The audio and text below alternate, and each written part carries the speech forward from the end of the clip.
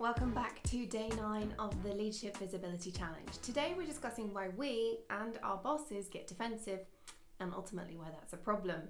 Now, have you ever been in a meeting, presented a lot of realities or an idea and had your idea taken apart? How did you react? Most human beings in that situation get defensive. They double down and start focusing on the decisions they've made or why this is the only way forward.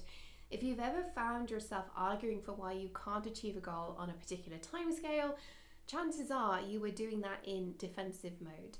Now, let's just be upfront about something. This is normal human behavior.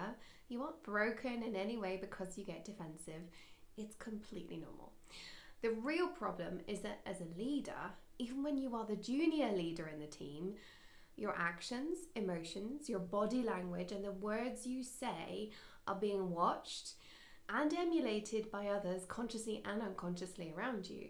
They are also impacting other people's decisions and impressions about you, and ultimately it's part of your executive presence.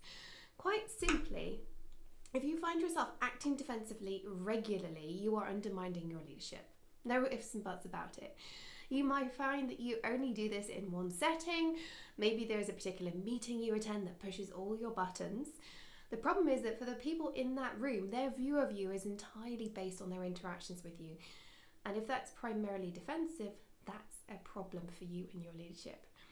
If you find yourself doing this in front of your peers or senior leaders, you are also going to get a reputation for the person who makes excuses or always reacts with anger, annoyance, exasperation, or defensiveness. That will undermine your credibility.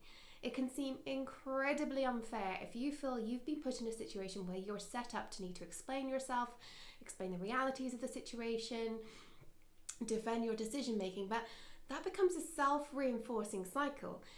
You undermine your credibility and the leadership will trust you less and push harder, question you more, all making you more defensive.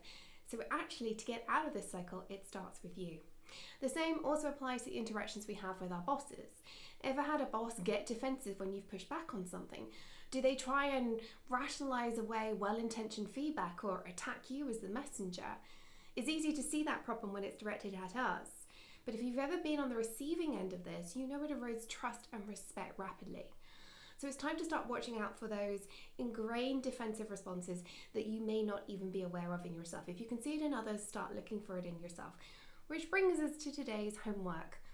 I want you to spend 5 minutes briefly recapping your meetings for the last week.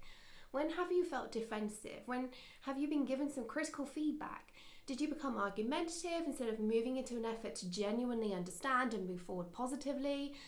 Have you tried to distort a critical perspective because someone else's opinion is uncomfortable instead of listening without being offended and listening and taking that on board and trying to move forwards?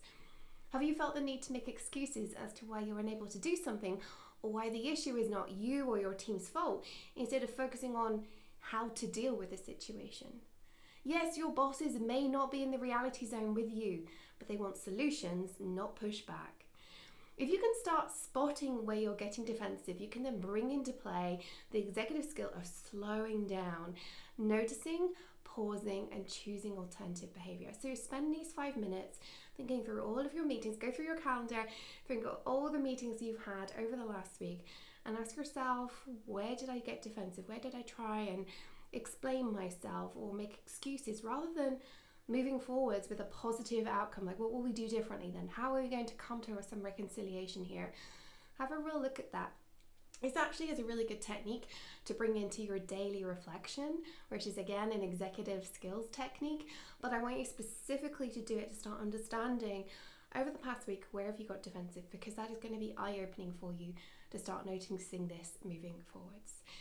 When you're ready, head over to the Slack community and let us know what you found, because I bet there's somewhere you got defensive this week. We're human, we all do it. And what we want to be doing is identifying where we can be working on to create a positive movement forwards on this. I'll see you over in Slack.